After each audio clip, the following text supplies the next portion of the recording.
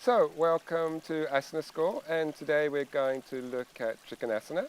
So, it's the second posture in the primary series, really. We had Padangusthasana and Padasthasana, we'll call that one.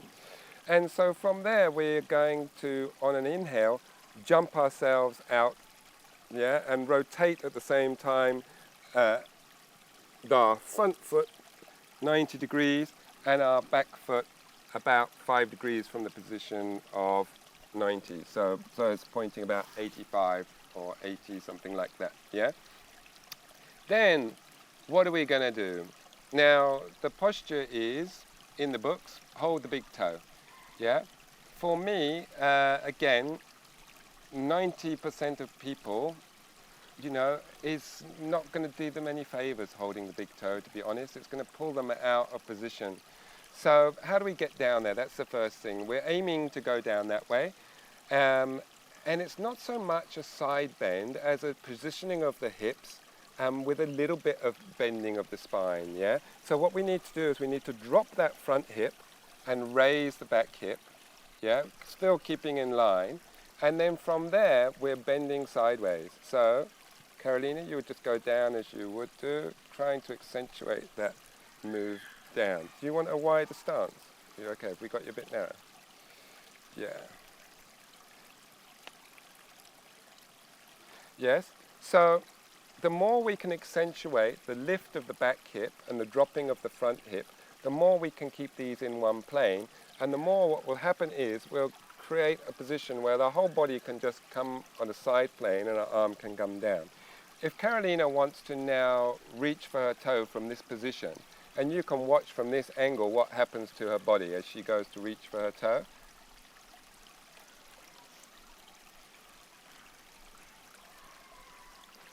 Yeah. So can you see how it's sort of pulled over this way, yeah, and it's pulled that hip that way, yeah. So, but I reckon she can do it because I know she has the flexibility to do it. So if we were to bring her up again, and then we'll go back and we'll say what happens. Of course, we've taken her from cold, which is not the nicest thing to do. So if you want to step out again, so you know that you get your right width for you.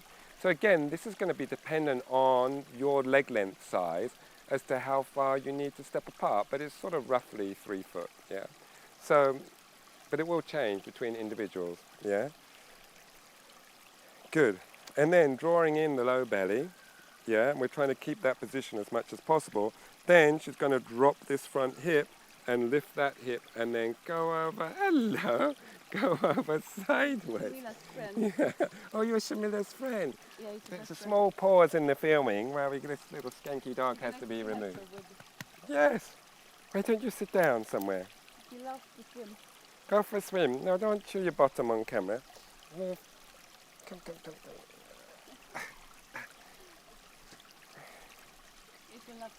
She won't go.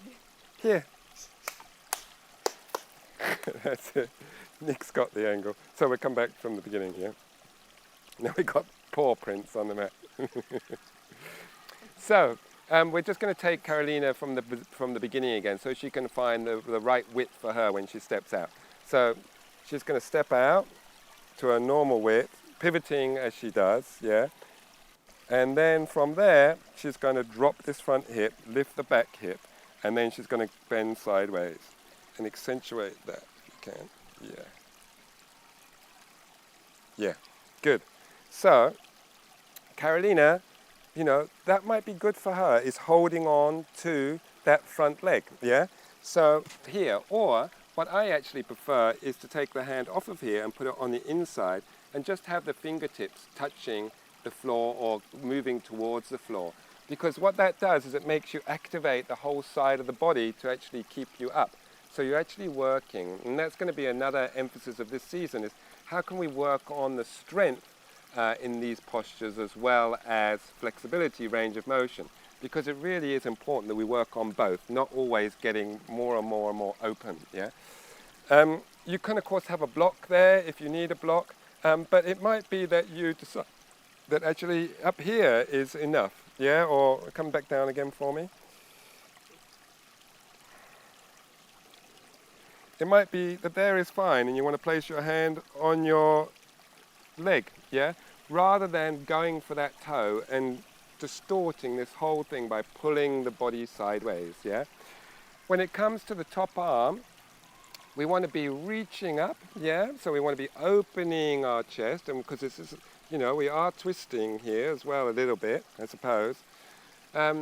Creating as much length as we can. And then with the neck, it's want to be, if it's comfortable, looking up towards the hand. If it isn't, then just look down towards the floor.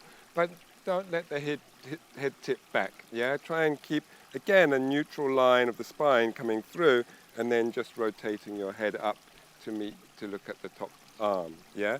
And then when you've done your number of breaths, you're coming all the way up, and you'd be pivoting round to do the other side, yeah?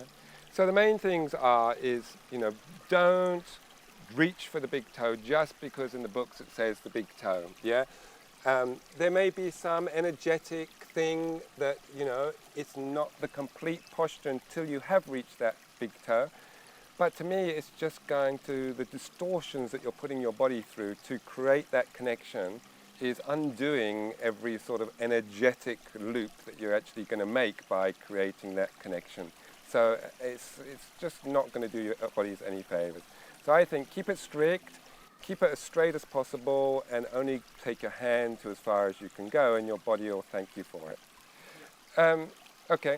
So a couple more things we can add from there. What we've got this season as well is Carolina is saying to me at any stage, you know, also what about this? I've come across that. So she's my supreme prompter as well. So we might revisit little bits. And she was mentioning, of course, the knee, what happens to the knee. A lot of people, the knee is being jammed backwards. The leg is locked too much basically and hyperextending into the back knee, which of course isn't healthy. So you need to be what we call a micro bend in the front knee. So it's the leg is straight. It's not bent. It is straight, but it's not locked. Yeah. You need to be engaging the thigh. We often say draw up the kneecaps. You want to be engaging the thigh, and you want to be really grounding again into the whole of the front foot. Yeah. Some people also scissor their legs, so draw one leg towards the other. And that again helps some with the activation. But definitely a big thing with the knee is not to just lock it back and hang in that front leg. Try and split your weight between the front leg and the back leg. Yeah, you're going to feel more in the front, but try and shift some weight into the back as well. Yeah.